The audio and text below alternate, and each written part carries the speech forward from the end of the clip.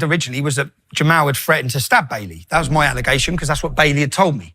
When we go to the teachers' houses, I had her under posh teacher because she spoke very well.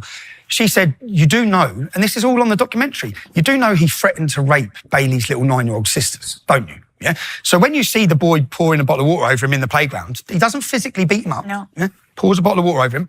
You don't get any backstory.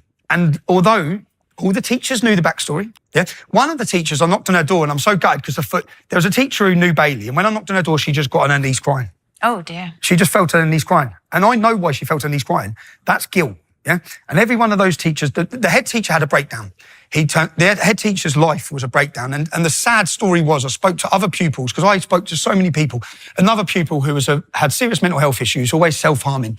When I met him, he said, you see, if it wasn't for that head teacher, I'd be dead now. I wouldn't have survived my school time without that head teacher. Yeah. That head teacher saved my life on many occasions, the fact that I could go and talk to him, yeah? So this head teacher was a brilliant man from everyone I spoke to. They threw him under the bus. Mm-hmm. They closed the school down. So to get rid of this problem... They closed the school. They closed the school. That's amazing. The school was gone. Amazing. So I still want to know a little bit more about, the contempt issue. So the contempt issue is, I went to court, and 5 pupils who I don't know came to court and testified. Now, one of those pupils got A grade is the best you can get in school. So one of those pupils got 11 A's, yeah? A young girl called Charlie, okay? Her life's been destroyed through this as well. This is what I'm so angry about, yeah? This isn't about saying I lied. You've said these children lied, yeah? That's what the judge has done. Yeah, right. So what he done, this pupil come to court, she gave testimony that the Syrian boy, within a week of being in school, beat her up with a hockey stick, yeah? And she still hit her in the back with a hockey stick. Another boy come to court and testified that he witnessed it, yeah? Another girl come to court and testified that he spat in her face and attacked her. Another boy come to court and said he racially abused her mum. But this is You said the journalists left. They left court. Before that happened. And then the judge said that all those people were lying and said that people have all sorts of reasons to lie. They just make things... So basically, as the Syrian refugee was given evidence, the media was sitting there and headlines were going everywhere about how scared he was with my video, yeah? And how he was intimidated and his family were in danger. We find out from the police records there were no threats, yeah? But this is how and then when it got to the first of our witnesses, which is 5 pupils, yeah? When it got to the witnesses, I watched the media get up and walk out of court. And I sat there looking at the judge. So they walked out of court. So as each one of these witnesses gave evidence, then not one single thing got portrayed to the British public. So the public were told nothing of what the allegations were. Again. Yeah. It's a total... And I sat there and I said to the judge, where are they gone? There's another news story. I said, so no one's reporting this. And then what the judge done, I then produced 7 covert recordings. Now, the covert recordings proved that the council, because the head teacher was paid, this teacher was paid, and they all said they were paid, yeah?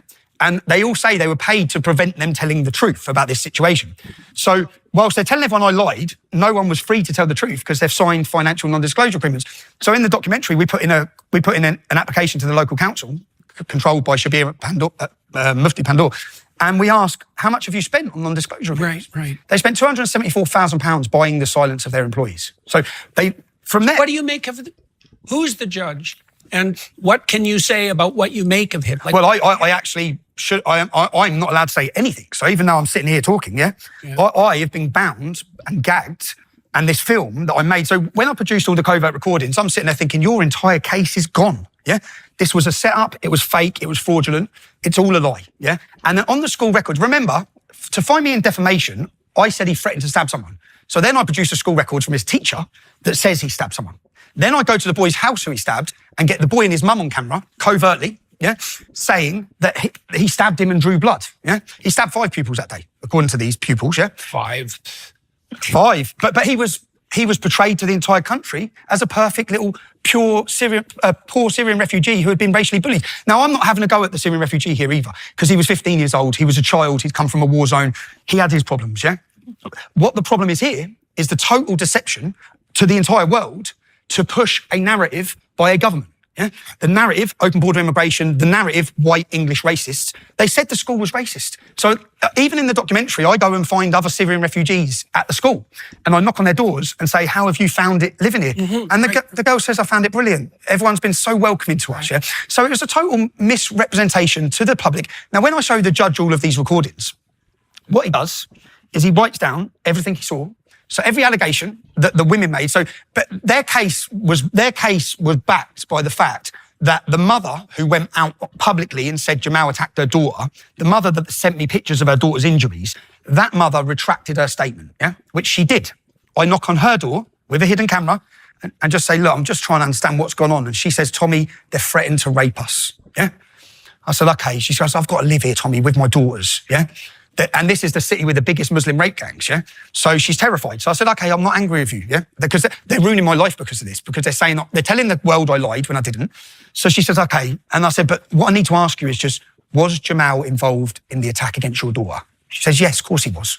So, okay, so it was the truth. So I produced this to the judge to say, you may have a retraction statement, but here's why you've got a retraction statement, And here's the school records. In the school records, in minutes from a meeting, which they tried to block us getting the school records as well. In the school records from the minutes from the meeting, Jamal's father, his name's Jihad, I know, I can't believe that. Jamal's father, Jihad.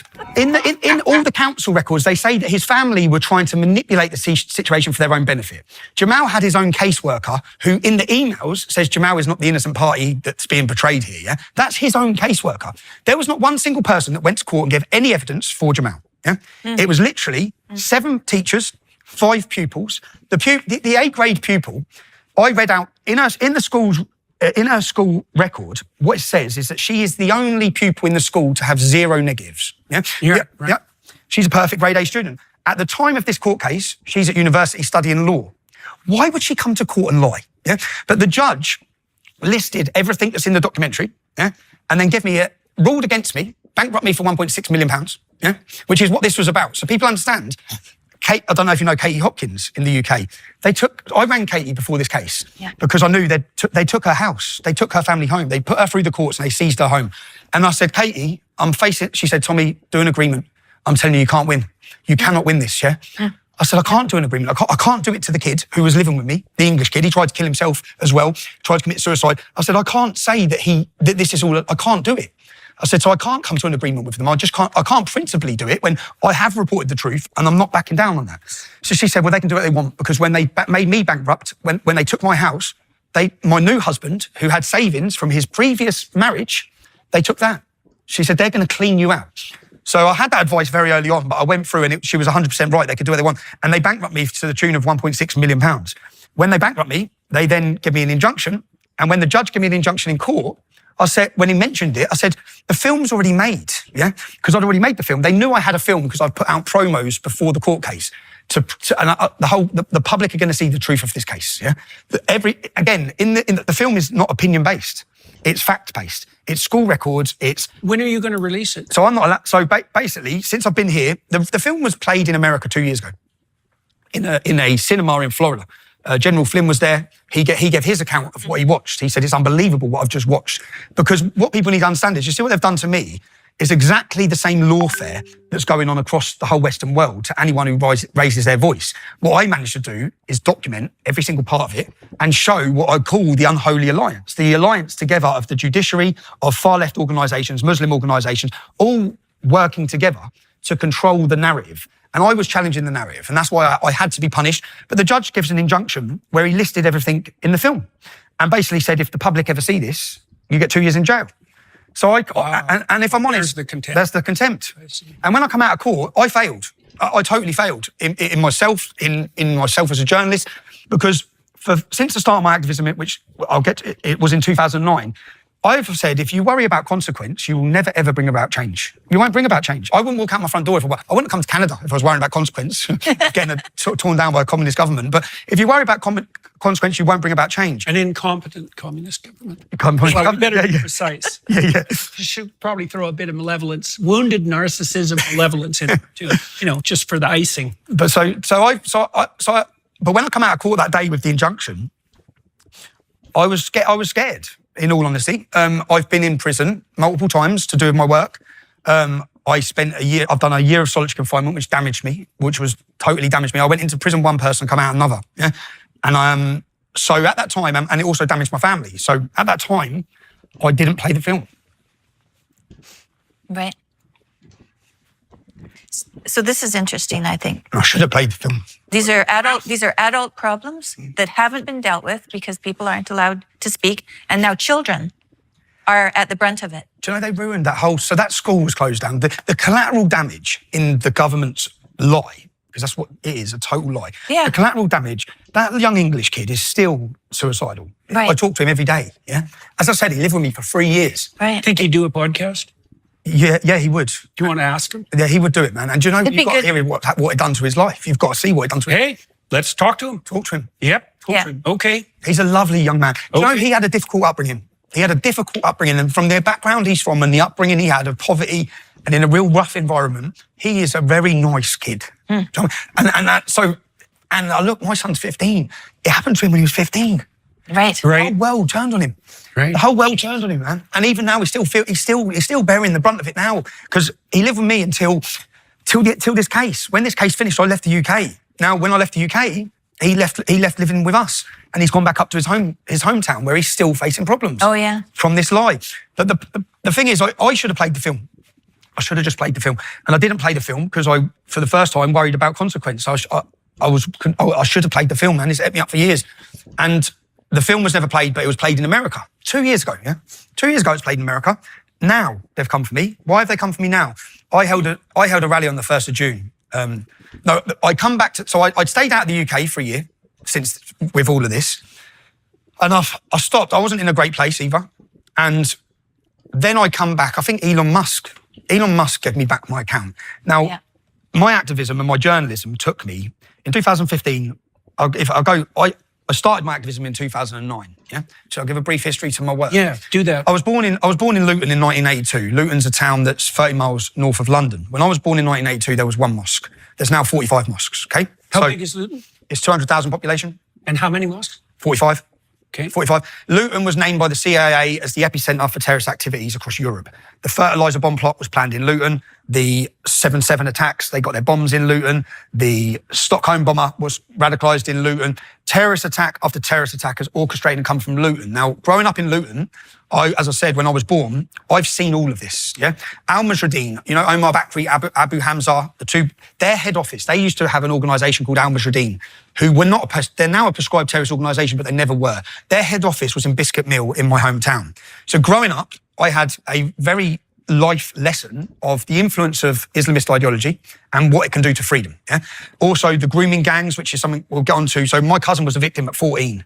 She was hooked on heroin and raped. She woke up being raped by gangs of bearded men in the Muslim community. She ran naked through the streets. Now, what the police done at the time is nothing. Yeah. So I grew up watching. How old were you when that happened? I would have been 13. So she was 14. So as all this is happening, and just so people get, Luton is one of the most diverse towns in Great Britain, one of the most diverse towns in Europe, yeah? So white English are a minority, okay? Most of the people I love are not white because I've been brought up in this community, yeah? So as I've been brought up, in our school playground, when I went to school, you had the Muslim playground and the non-Muslim playground. So I had very quick learning. And then when you go into the school... Why were they segregated? Well, they segregate themselves. The Muslims did not integrate or assimilate. So when you go into the school dinner table, just so people can picture it, you'll have whites sitting with blacks, sitting with Indians, sitting with Sikhs, sitting with Hindus, all sitting together. And in the corner, there'll be 10 tables of Muslims. Yeah. Now, I never understood it as a child. Okay. It was from when I went to high school, I just knew the Pakistanis are very different. Yeah. They're quite hostile. If you mess with one, you've declared war with the whole tribe. Yeah. There's not a fair fight. There's never a one-on-one fight. It's all gang related. And so I just grew up learning it. But that's not to say, because some of the best people I met in my hometown were Muslim lads. Yeah, some of the people I loved were Muslim lads. But per se, there was a real problem here. And I grew up watching it, learning it. And Al-Mujahideen, my first activism was in 2004. what was I then, 20? 2004, I organised a protest. And this group, do you remember the Beslan school massacre? So Beslan school massacre was Chechnyan terrorists had took control of a school. And this is coming again, yeah? This is going to happen to a Jewish school, I guarantee you. They took control of a school, and I was probably 19 or something. That was where? This was in Chechnya, Russia. Yeah, okay, I remember the story. And what happened was, the parents were all outside the school, and all the Muslim jihadists are inside the school with their pupils, with their children. And then they start butchering them and killing them. And I remember watching the parents drop to their knees and they're screaming, yeah? And I remember watching it thinking, what is this? This isn't one man that's gone in and done this. This is a whole group of people. So and then I had to understand what brings someone to do that. And 2 weeks later, I saw an interview in a chicken shop in my hometown of Luton with a man called Saif al-Islam, which translates as Sword of Islam. He was second in command of Al-Mujahideen, the group, whose head office is in my town. And I saw him saying an attack like that would be justified in a British school.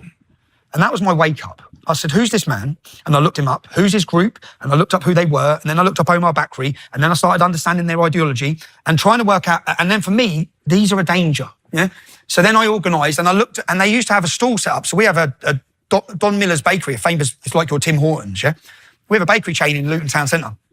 And every Saturday, this terrorist group are there, openly promoting hatred, just openly sending people to fight for the Taliban, recruiting people. So the Stockholm bomber, who was an Iraqi Muslim who come to university in Luton, was a nice young man till he come to Luton. Yeah. Then when you're vulnerable at your most vulnerability, away from home for the first time, in university, they pounce. And that's typical cult behavior. So they pounce. Yeah. And they got him. And then he went and blew himself up. Yeah. So these groups have been operating. So I organised a protest called Ban the Luton Taliban. Yeah. Well, I actually, I gave a presentation at Oxford University. When was that? That was 2004. So I gave a presentation at Oxford University because I made leaflets. And if you dig up the leaflet, which I'd done for my Oxford University presentation in 2004, my rhetoric has never changed, okay? So the leaflet was put as front page of our local newspaper. And what I said is, whites and blacks are being religiously and racially targeted in this town, yeah? No one's doing anything about it. There's a total two-tier policing operation in this town where they get away with what they want. The Islamic community get away with what they want. The police do not know how to deal with these problems. I went on to say that they use drugs as a weapon against our community to get our children into paedophilic practices, which is what's now known as grooming. Now, when I made this, and I was a young man, yeah, and I organised it with my friends. We go to football together. Luton's one of the most. It was voted the roughest town in Great Britain. Yeah, it's a rough place. But what makes it rough? They were hat makers. We were hat makers. What made you rough? That's all that mercury. That's the history. Oh, maybe. Yeah. Luton's it's a poverty-stricken town with a lot of problems, regardless of Islam. Luton has a lot of problems. It's a rough environment. The levels of violence are as high as anywhere in the UK. But what you grow up thinking is normal actually isn't normal. You grow up with a level of violence in your school, on your streets, or the way to solve things is through violence. And it's a poor town, yeah? So I organised this group. Starting a business can be tough, but thanks to Shopify, running your online storefront is easier than ever. Shopify is the global commerce platform that helps you sell at every stage of your business. From the launch your online shop stage, all the way to the did we just hit 1 million orders stage. Shopify's there to help you grow. Our marketing team uses Shopify every day to sell our merchandise, and we love how easy it is to add more items, ship products, and track conversions. Shopify helps you turn browsers into buyers with the internet's best converting checkout, up to 36% better compared to other leading e-commerce platforms. No matter how big you want to grow, Shopify gives you everything you need to take control and take your business to the next level. Sign up for a $1 per month trial period at shopify.com/JBP. Go to shopify.com/JBP now to grow your business, no matter what stage you're in. That's shopify.com/JBP. So I organised this group. About 200 of us turned up, Englishmen, and for the first time it worked. The terrorist group weren't there. Yeah, the jihadists weren't there that day because we were coming. Yeah, and the police locked it down. But what happened from that point? The police. Tell me what they did. No, the police on this day. The police turned up. We went to Don Miller's. The group weren't there. We then held a little protest at our council building, saying we need to get rid of these terrorists. Yeah, this was before 7/7. This is before any terrorist attacks in Great Britain. The terrorist attacks we've seen, so 60% of the Muslims in Great British prison, in Great Britain's jails, are ex-members of this group in Luton. Yeah. So okay. So you actually had put your finger on them. I put my finger on them, and I named in the leaflet. What I named in the leaflet was the link between the street drug gangs we have a gang called the Gambinos. They're not very original. They're a Pakistani group, but they've called themselves the Gambinos. And 4 years later, the national newspaper. So in 2004, I named them in my leaflet and say we've had enough of the gangs with their heroin. And we've had enough of the jihadists all combining. And what happened after this was I was targeted by the gangs, not by the jihadists, by the street level drug gangs who were drinking alcohol, gambling. They're not religious. They're just out pumping heroin and controlling the streets and prostitution. I was targeted by them. Now, years later, the national newspapers run a link showing the link between the Gambinos, they name them, and terrorists. They work alongside each other. And at the time, the Luton Islamic Centre, which is the main mosque of Luton, the main Salafist mosque of Luton, yeah?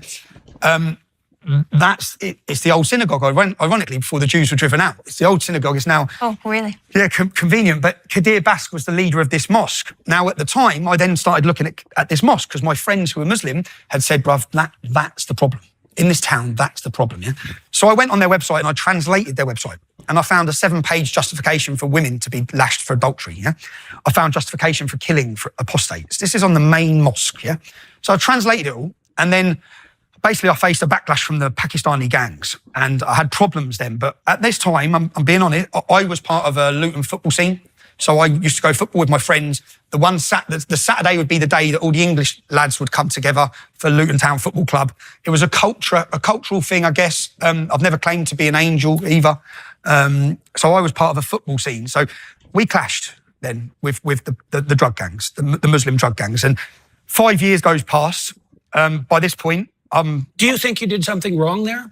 No, I didn't do anything. I stood up against them. Stood up against them. And at times, so I knew those gangs because we're all the same age. I went to school with them. Yeah, stood up against them. And I remember when they were getting with one of my friend's little sisters, and I rang the family and said, "Do not let her near them. I'm telling you, yeah. At the time, don't let her near them. I know what's going to happen." And then I had all the gangs having problems with me then, saying, "What's going on?" Because I knew them. Yeah, what's going on? Mm-hmm. I said, "You're not doing to her what you do. I know the family. It's not happening, lads." Yeah, the amount of girls I know who lives have been destroyed through these prostitution drug gangs, and they start off nice with the girls. They get them in, they treat them well, they give them money. These are 13-year-old children, yeah? They give them drink, they give them alcohol, they'll drive them around in their sports cars. Gradually, bang, they're gone. The girl's gone, yeah? The girl's gone. And as I said, when the family... Is that when you became aware of grooming? Yeah, I've become aware because my cousin and all the other girls I went to school with. But at the time, we viewed them. So at school, the English kids, we just viewed the girls ourselves. We viewed them wrong. We viewed them as slags. Because they're off with all the Pakistani men, the older men. Right. We were viewing them as children, just looking, saying what they're doing with all the taxi drivers and what they're going out with all the older Pakistani men. I watched your video about the woman now who's older who talked about the gangs when she was young, and she would get into a car and lay down so that her mum hide when her mum's in the car. Yeah, that's what I mean. Yeah. So all of these things are going on. Yeah. But by this point, we get to 2009. When did you start to understand that your view of the girls that you had when you were 15 or thereabouts, when you were treating them like sluts, was wrong? Yeah. When did you figure that out? When I became an adult. When I became an adult and started looking, thinking, and then so 2009, in 2004, I do this protest. We have a backlash from all the Pakistani drug gangs.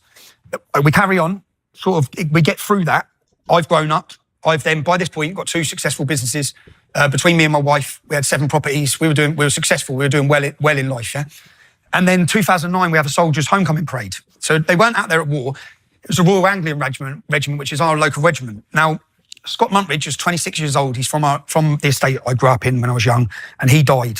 Michael Swain was 19 and lost his legs. When the soldiers, I turned up on a Tuesday morning with my cousin, and it wasn't well publicised, but we turned up to pay our respects. And when I turned up, I saw about 20 women in full niqabs, which is quite a sight when you see them together.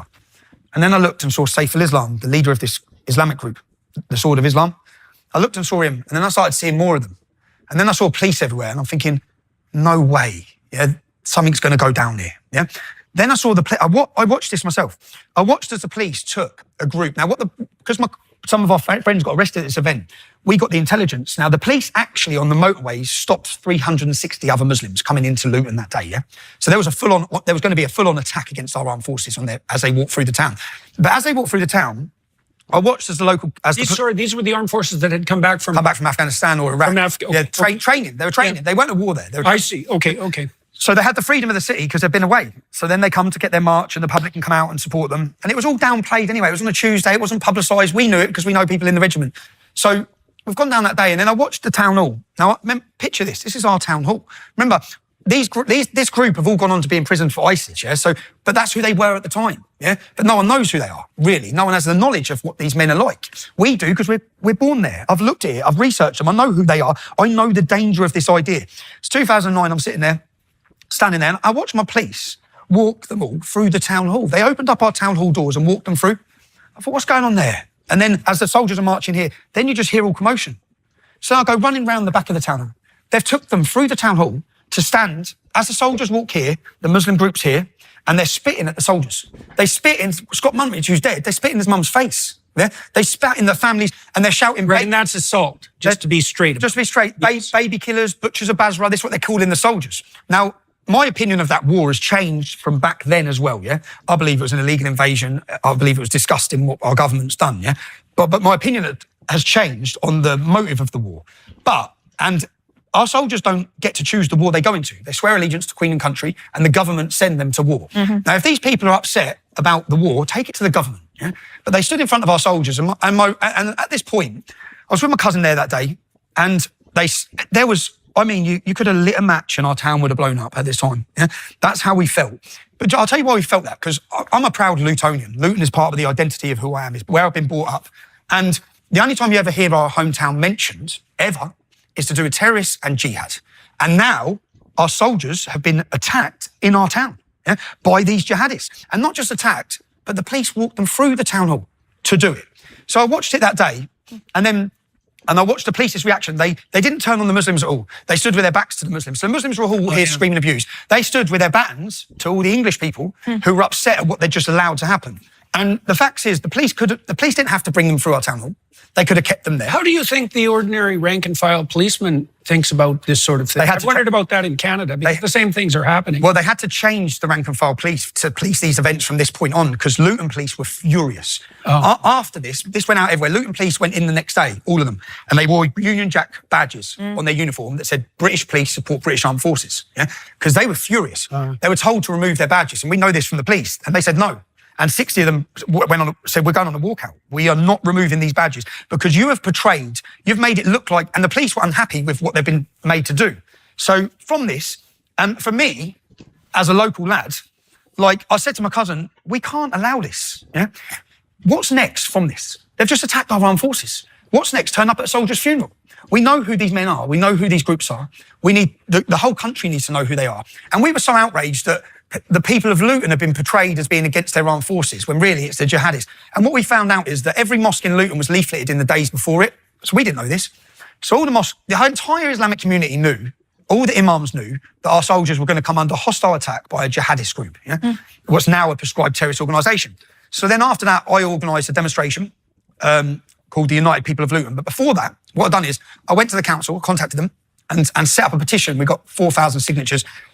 We have laws in the UK which are against, they're called ASBO orders, antisocial behaviour orders. So if two young kids at our local shops keep causing trouble together, they'll get an ASBO order preventing them from being together, yeah? So what we said is, you've got these orders. I don't want my mum to walk through Luton Town Centre and have to face these jihadist groups, yeah? None of our family should have to see them all together recruiting again. We want them banned, yeah? We want them banned from the town. And then we turned up for our first demonstration, which was I went around, leafleted everyone and said, it was Bank Holiday Sunday, we're going to show the country that the people of Luton support our armed forces. Yeah? When we turned up that day, and I knew, because, you know, you've heard of two-tier policing now, yeah? It's now become part of the vocabulary of Great Britain because everyone talks about how we're two-tier policing. In the US, increasingly too. Everyone's seeing the two-tier policing. But I'd seen it my whole life, yeah? Because I'm from a town that's now 50, 60% Muslim, and I know how we get policed. I've seen it, yeah? So I bought a cameraman. I bought a wedding. He videos weddings. I paid him for the day and said, come and video everything, yeah? As we turned up, the police come up, they stopped us, they made us take our shoes off, yeah? They searched us, they put their hands in our pockets. And as they're doing it, I said, you didn't do this to them.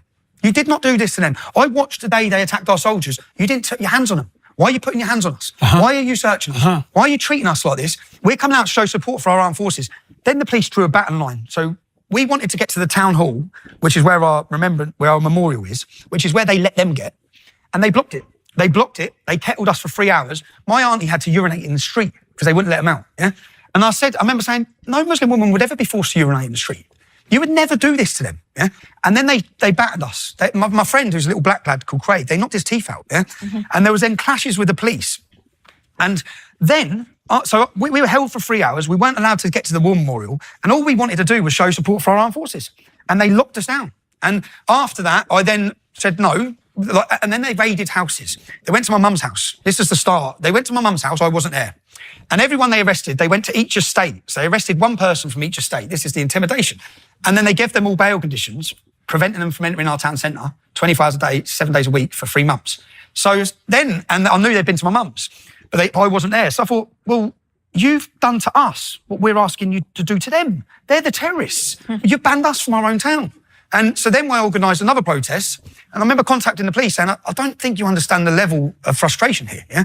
This town's going to blow up, okay? The years of us being trodden down, the years of us being under attack, the crime, the drugs, the prostitution, the grooming, and here you are, you're crushing us. We're trying to have an organised event. So I said, you need to let us get to the war memorial because people are not going to be happy. But on that day, I was obviously wanted. They'd been to my mum's house. The other lads who had conditions not to enter the town centre, we all wanted to go. So when I turned up, I gave everyone masks. I said, when we leave here, no one take the masks off, right? When we're getting to the war memorial today. And 500 young men turned up that day. More, probably 1,000. But we're all from Luton. So the songs we're all singing is about we are Luton town, it's our town. And then they called us all outsiders. They went on the news saying lots of troublemakers from outside of Luton have come into the town. And we got to the war memorial that day. And this was the start. What I'd done is I videoed it again, and I went on all different football discussion forums around the country and said, Luton stood up today, okay? We've had enough. We've had enough of what's going on. We've had enough of the two-tier policing. We've had enough of the Islamic gangs.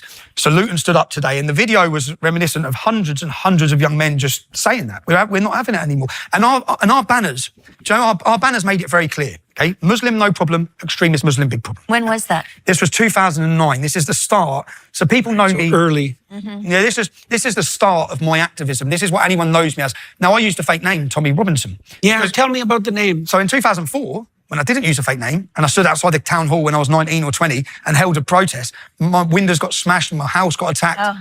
So come 2009, I'm successful. I've got a family. I've got businesses. But I want to talk. I was the same as every one person watching this.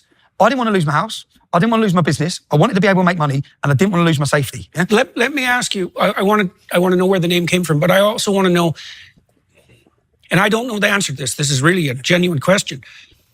Do you think it was a good move ethically and strategically to change your name, or would it have been better to keep your name, face the trouble then, and deal with it at that point? So, in all honesty, I didn't want to do this. I didn't want to be the person. So I wanted to make a stand, but I didn't want to. Yeah. Yeah. Okay. I wanted to be successful in business. I wanted to make money. My passion was making money. I was good at it. I was doing well as a family.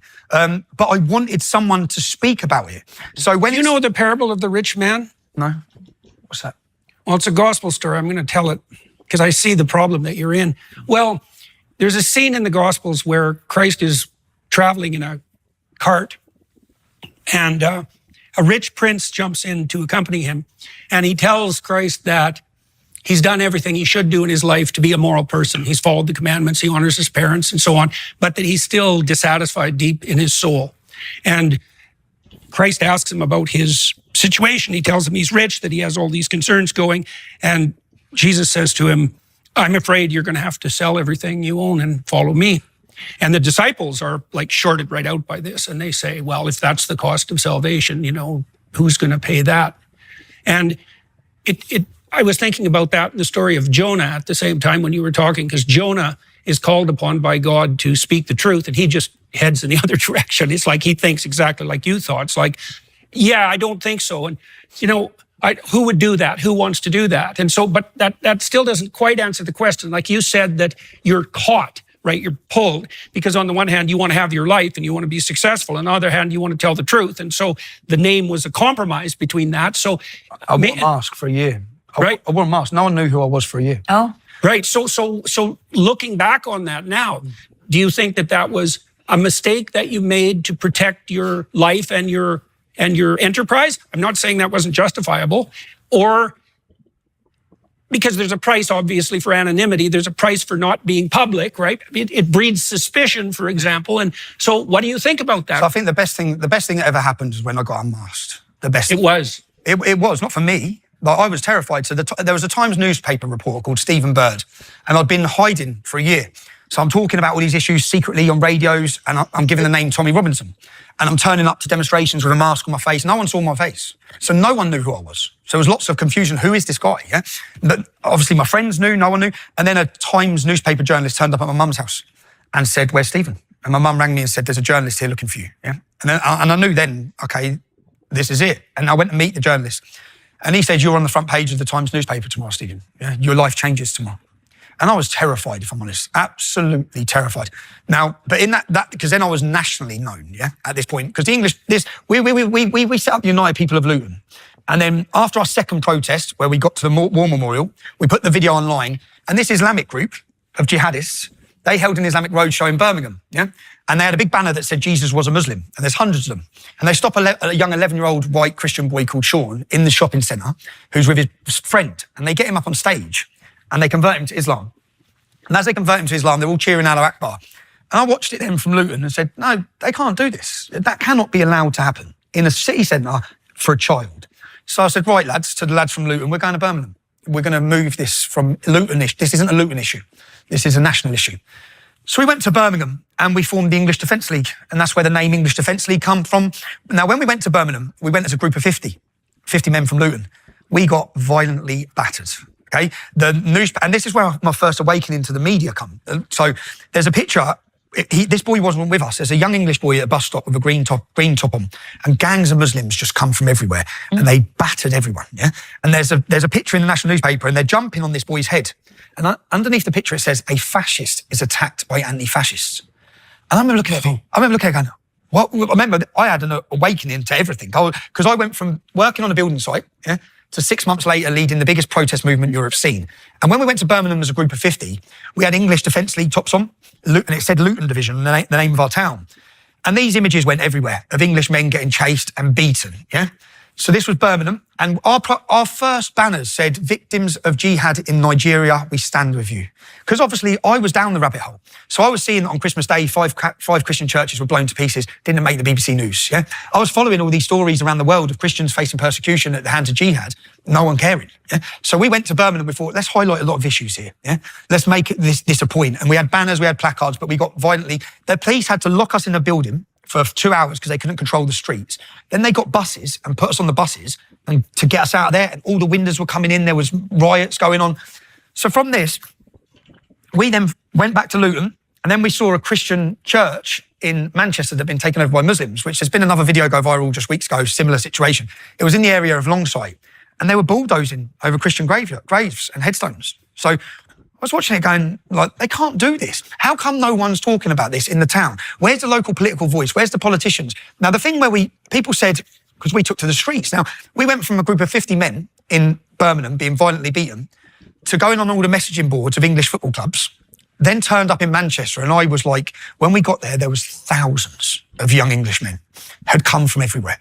And from the start, because of the violence in Birmingham, the men had come with an attitude of, no, we're not backing down, okay? So that was sort of the start and the birth of the English Defence League, which every city we went to, there was a justified reason for going, yeah? But no one ever spoke about that.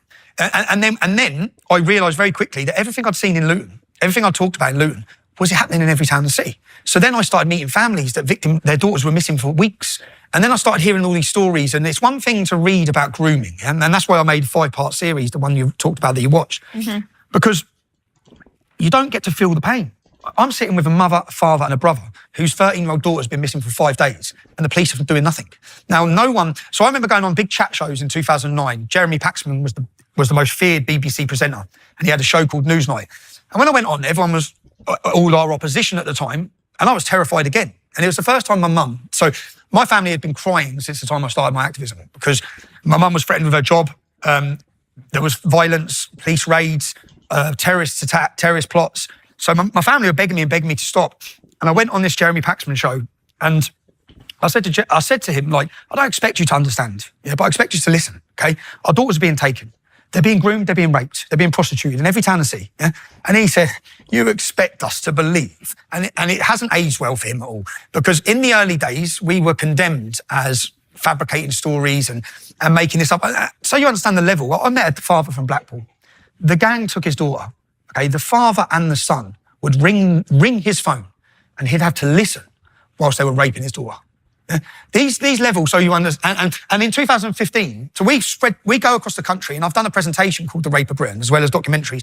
And I go back to us marching through Telford. And now the arrest rates for these crimes, if you do a graph, it goes like this, there's none, yeah? The English Defence League forms in 2009. By 2010 and 2011, the arrests are going through the roof.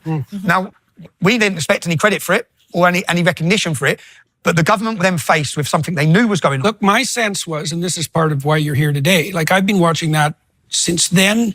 I don't know if it's since then, but it wasn't long after that. And it was my sense at the time, and this is something I think that Tammy has observed too, that your work was essentially what called attention to the fact of these grooming gangs. So Andrew Norfolk is the Times newspaper who finally questioned these gangs. Now, what he says, we saw the emergence of the far right. He's given an interview. I had been made knowledgeable of these gangs for years, but everyone was too scared to touch it because all the men were Pakistani Muslim and all the girls were young English children. Yeah, so he'd known about it. So for me, Andrew Norfolk, yeah, okay, you ended up reporting it in the end, but you was a coward for years. Yeah, Well, I also think, it's hard for people. What do they say? Carl Sagan said, extraordinary claims require extraordinary evidence. I talked to Michael Schellenberger about the trans butchery of kids that's going on now, WPATH. And Schellenberger, who's a very brave journalist, told me that he had listened to my interview with either Abigail Schreier or Helen Joyce detailing this out probably 2 years ago now. And he said he couldn't believe it. It took Schellenberger 2 years to contemplate this because he couldn't believe the magnitude of the crime. And I think it's not merely cowardice, although there's plenty of that. It's also the fact that, look, it's a lot easier to write you off than to admit that there are gangs of people who've been brought into the country who have set out malevolently and with intent to rape thousands of girls. So it's a hell of a lot easier to write you off as a far-right extremist than it is to even begin to contemplate what that might mean. And that's what he said. He said when I saw the emergence of the far right, by far right he means concerned English fathers, yeah? Mm-hmm. Yeah. Concerned Englishmen who are saying, well, we've had enough of this. If you go back to our videos, we're marching through cities saying Muslim pedos off our streets, yeah? Before all this. Now, typical far-right stance. Yeah, 2015 is when the Rotherham report was released, okay? Now, this is when Andrew Norfolk started talking about it. Now, so Andrew Norfolk starts talking about it, then they do an investigation in the city of Rotherham, and the city of Rotherham has a 3.7% Muslim population, and they find that over 1,400 children have been raped, yeah? And they find that the police knew, social services knew, the government. Right. So I remember at the time of this, when it blew up, everything we'd said, everything we'd been screaming about, yeah, now it's in a government report. Now, that was actually one of the things that really alerted me to just exactly how screwy things had become. So that was before I made the videos that made me viral in 2016. But one of the things I'd been following was that story. And it took me, the way you react when you come across a story like that is, it's something like, there's just no way this can possibly be true. And it's far worse than you can ever... Yeah, well, it's far worse. So when that report come out, and let me think of what name I give her, because I know all these girls and families now, but you're not allowed to use their hidden... So this girl, one girl, her father had rang 999, the emergency number. When they went through to get the history of how many times he'd rung the emergency services for his daughter, it was 200 times. Oh, dear. 200 times he'd rang for help. 200 times. Then two fathers got together. And this is all in the report. It's not Tommy Robinson saying this. Two fathers got together and their two 13-year-old girls were in a house being raped by gangs of Muslim adults, yeah? The two fathers went round to get their daughters back. The police turned up and arrested the fathers. They left the girls in the house. There's another incident in this report. 5 Muslim men have a 12-year-old English girl. They've got her drunk. She's in a derelict house. They're all raping her, yeah? The police turned up. They arrested the 12-year-old girl for being drunk and disorderly. Yeah? This is the level of one girl, she was 12 years old as well. They got a hot iron rod with the letter M and they heated it up and they scolded her bum because she was the property of Muhammad. Yeah? She was the property of Muhammad. Another girl they got and they nailed her tongue to a table. They used to take these girls out. We're not talking about sexual gratification here. Yeah? We're talking about total destruction of the most precious thing that we have, which is our daughters. Yeah? This is totally something. And when you go through the cases, I've investigated so many of them and looked through the numbers. Yeah? Rotherham had a 3.7% Muslim population. So for people to understand the scale of this problem, okay, there was 1,400 girls raped. I then looked and how many men do you think were involved? So Telford. Yeah. So in Telford, I'd done an investigation into Telford, and the reason I chose Telford was one of the gangs where we'd had the report. The police had identified 1,000 victims and they'd identified 200 perpetrators. So I went and spent 18 months in Telford, and I got to know the story like you've seen, yeah? I've done a 5-part series called The Rape of Britain. And when I went there, we went there and worked for a year before we let out that we were working there. We got to know the girls. We got to know their families. I spent time interviewing. We had the ones that were willing to go on camera and the ones that weren't. So I got a database and we built a database of names. So I'd interview a girl for 3 hours, 4 hours, 5 hours, 3-4 times, hear every bit of her story, but then sit down and work through it. Now, when we got the men's names, we had 254 identified, yeah? And when they're identified by more than 3 girls who do not know each other, that's the green flag for me to go for them in the documentaries. I'm going to now make you famous, yeah? And now, the police investigation identified 200 perpetrators. Our investigation identified 254. An independent inquiry has identified over 300. Now, there's only a 1.7% Muslim population in that town. So how many Muslims is that? It's about 3 to 3,500.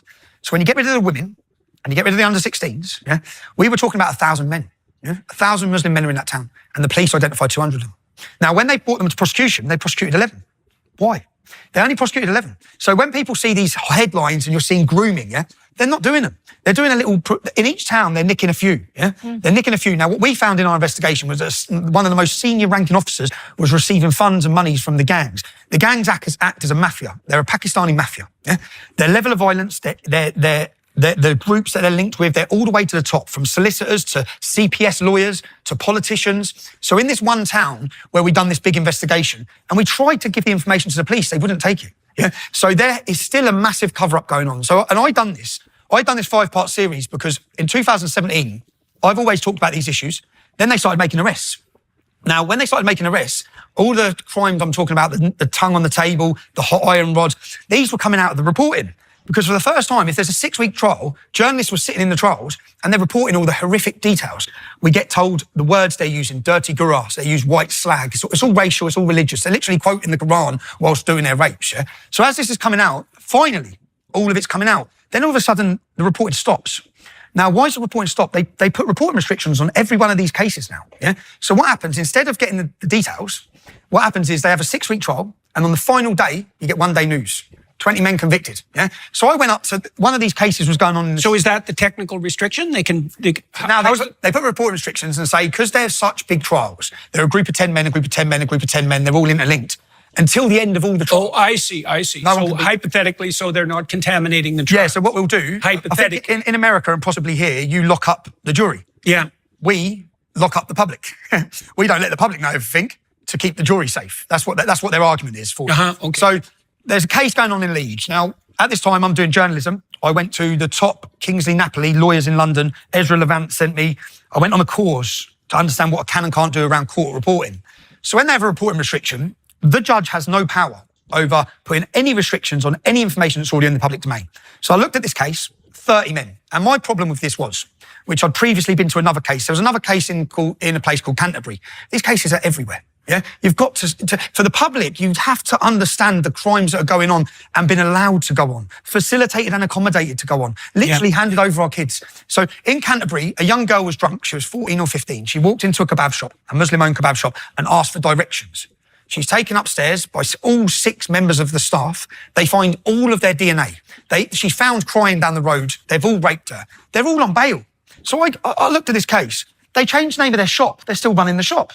So I went up to the city and I asked the people who were walking past, are you aware of any allegations against this business? No. So no one knew. There's kids, I'm watching kids. Same people operating? Same people running it, they just changed the name. I'm watching kids going in there. Jesus. So I went to the court case next day because the man's in court. Now, I went to the court case and this was before I was aware of the laws. You're not allowed to stand on court property and video yourself, yeah? So I stood on court property and said, this is what's happening. 6 o'clock in the morning, my door goes through, I'm raided, I'm taken from my home straight down to Canterbury Court where they've told me, because the judge, obviously, this is embarrassing for the judge, 2 other people went and leafleted the estate where the men lived. Those people were sent straight to jail. Paul Golding. He was put straight in prison, yeah, for handing out leaflets to warn the public. This man, and all of these men are now convicted. They got 25 years, but they had their DNA anyway. So why are they out on the street? Why are they still running a business? But this was Canterbury. So then I go for legal training to make sure what I do is legal and right. So they put these reporting restrictions on. So I stand outside the court case and I report 30 men are alleged to have made, or alleged, I said alleged, they could be innocent, yeah. These are the crimes they're alleged to have done. And I'm warning the public that these cases are going on in every town and city and you're not being told the reality of the situation here, yeah? And these are the signs, and I read the men's names because it was already in the public domain from when they first were charged. So I read everything that was in the public domain, I stood outside court, and then the police come over and arrest me. And they arrest me for a breach of the peace. That's on camera. This video, and as they're arresting me and handcuffing me, I'd only gone to work. I said, get me a lawyer, yeah? And as I get put in the back of the van, I said, thank you, because millions are now going to watch the warning I've just given, yeah? I get taken into the judge. The judge sentenced me to 13 months in jail. Straight away.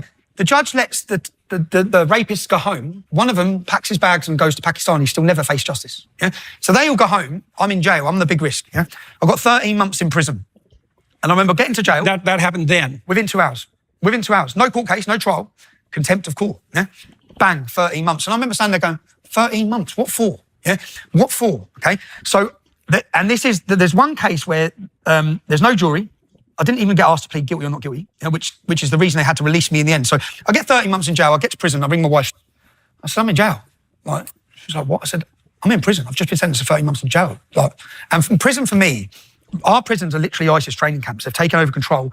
The same in America. I tried to give these warnings for a long time. Yeah, they will control your prison system. The most vulnerable and weak in society who have been wronged their whole life are going to be turned against your country. Yeah, because that's what they're doing. Okay, the money coming in, the most of them are Salafism. They're controlling the prison. So for prison for me is a dangerous place. And I land in HMP Hull, which doesn't have many Muslims. So I think, great. Yeah.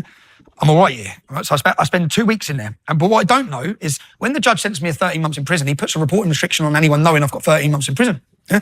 So I'm in prison. Everyone's saying, where's Tommy? Yeah? But rebel media and American journalists have started saying he's in jail because they're not bound by the court's things. So by the Monday, the judge has been forced to release and let people know I'm in prison. At that point, 684,000 people signed a petition demanding my release.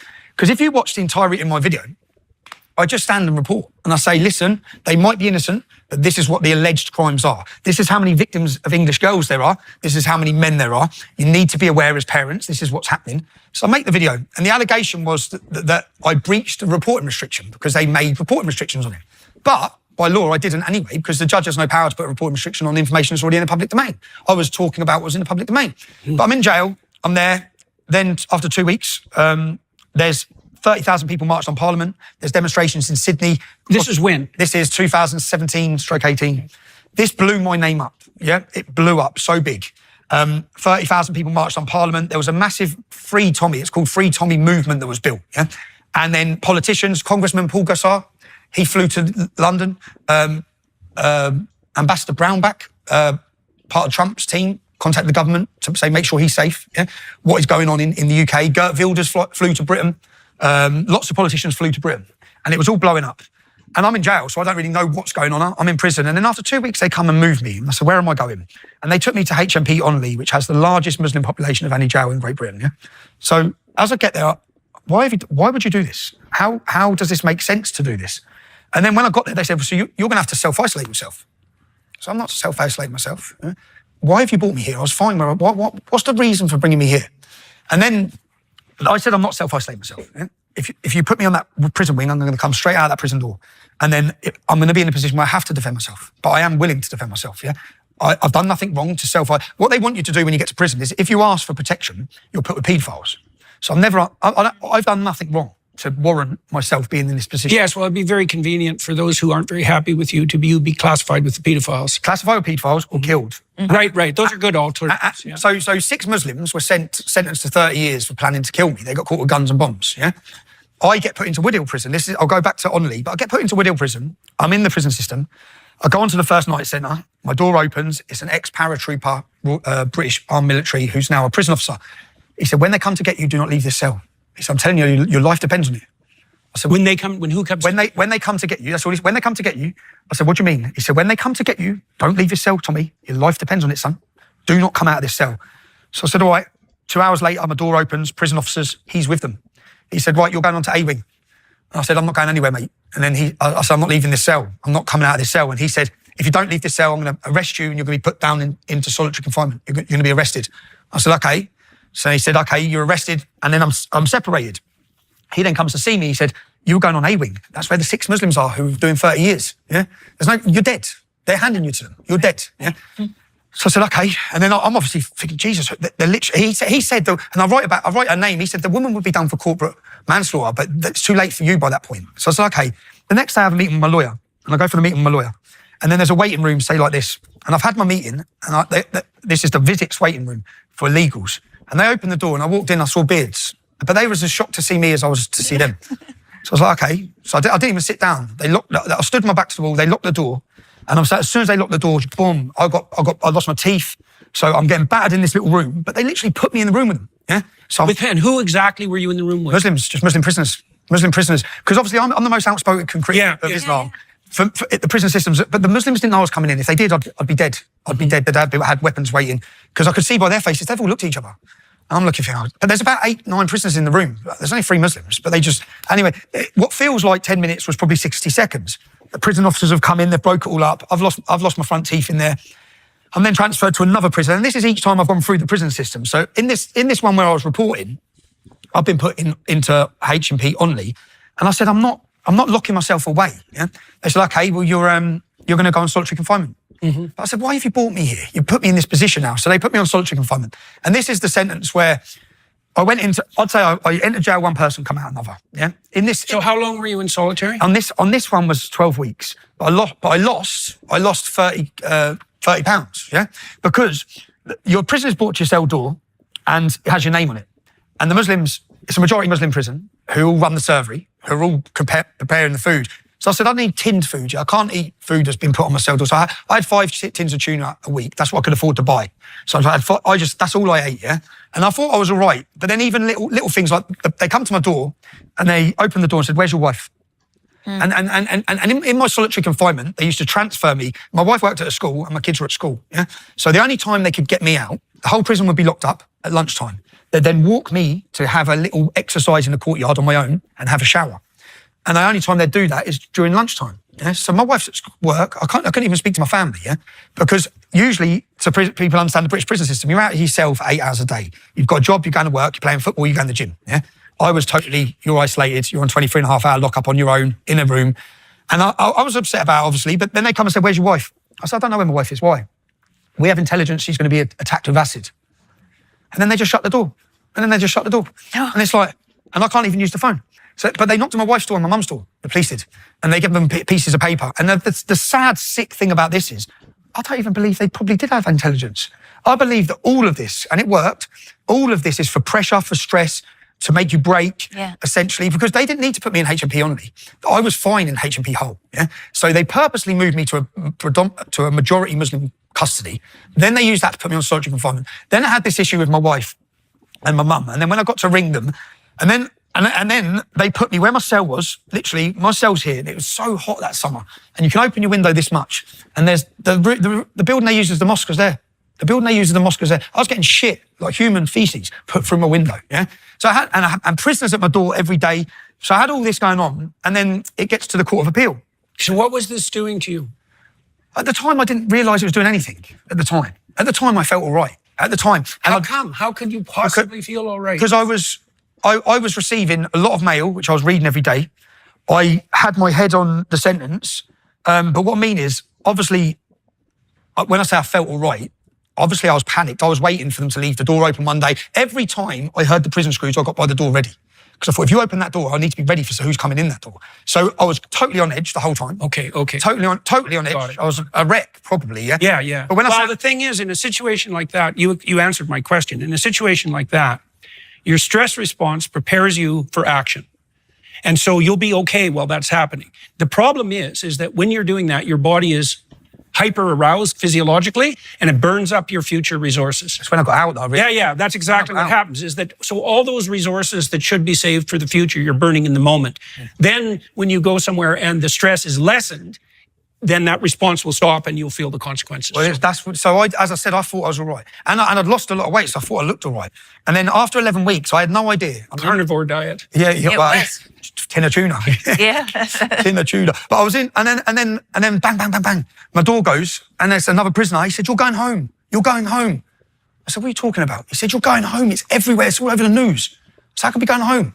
I got 13 months. I've been in there 3 months. Yeah. So how can I be going home? And it had gone to the Court of Appeal, but my solicitor didn't tell me. Yeah. My solicitor said, I didn't want to get your hopes up. Yeah. Everything they done was unlawful.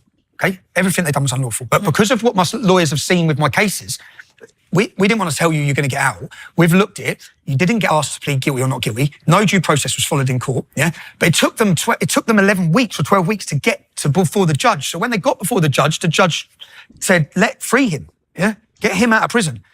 So then I remember I had such a dry throat because then they got me up and I was due, it's mad because I always book a holiday a year in advance, yeah, which is the problem I've got coming up now as well. I always book a holiday a year in advance for my children. And we were meant to go on holiday. We were going on holiday to Tenerife the next day, yeah. So when they got me out at lunchtime, obviously it's all over the news, I'm going home. So I said, how long until I leave? They said, they're just preparing everything now, yeah. So I said, can I use the phone? So I rang my solicitor. I said, what's going on? He said, you're free to go, Tommy. You're free to go. What do you mean I'm free to go? Am I under conditions? He goes, no, you're free. So then I rang my wife, and because the holiday's the next day, and I said, "Tell your mum." That must make you thirsty. Yeah, yeah. I think I better have a drink. Tommy, this is what I'm going to do. So we're running out of time, and we're only at 2018. So I would like to continue this. We'll do this another interview. We'll do it remotely, and we'll do part 2. Okay. Okay. For now, I think what I'll do is I'll ask you to tell me what you're planning in London on the 27th of July. So 27th of July, you see in the UK, we've turned a corner with the public. There's been a massive... We meaning the British public have been made to feel embarrassed of their identity and their culture for too long. We've felt under attack. Since October 7th, there's been a mass awakening. So all the things we've warned about, like every interview I've given has aged very well for me. Every issue I've spoke about has come into fruition. Not because I'm a genius, not because I've got anything special. It's because I was born in a town where I witnessed what mass open border Islamic immigration will do. And you told the truth. That's right. That's the other thing. And you told the truth. And I've seen it. So why did you... No, there's a mystery there still. It's not merely a consequence of where you were born. You know, Like you grew up with good parents. Yeah. And that has really been instrumental in your values, right? Yes, I had a and mother your and my mother dedication believed in- for yeah. telling the truth and finding and having the courage to do what your convictions. Yeah. You have convictions, and you go forward, and you want to tell the truth. Where's that come from? Probably I said it probably even if I didn't want to, because probably if you meet the people I've met and hear the stories I've heard. Okay. See, the other thing that happened to me, you see, when I was young, 23, younger than that, I started this when I was 13. I started looking at the worst things I could find, right? I started that when I was 13. The first thing I did that was seriously academic was a report on prison guards in Auschwitz. And I spent the rest of my life investigating that, looking at the worst things I could find. And the thing about looking at the worst things is that horrifies you so badly that I think what it does is scare you straight. Oh, I know, which I tried having these conversations with my now ex-wife. If you think you're worried now, I know what the consequences. Yeah, right. I know exactly. I know what's coming. Yeah. I've got 3 beautiful children. Yeah. If anyone's got to fight, I'll fight.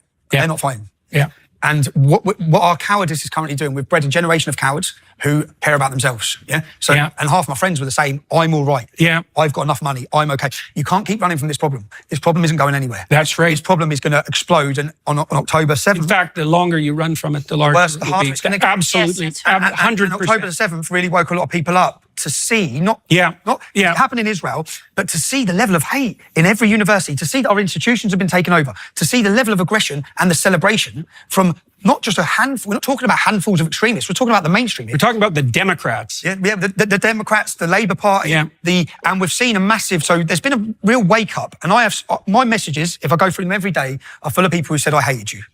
Yeah, I thought you was a thug. I thought, and I'm not perfect, and I've made mistakes because that's human. And what I've done the whole way through my activism and my career, and now my journalism, is whenever they've tried to stop me talking, I think, no, that's not like you. If you tell me not to do something, I will do it. That's always been my way. It's my character. Yeah. I mean, and I'm right.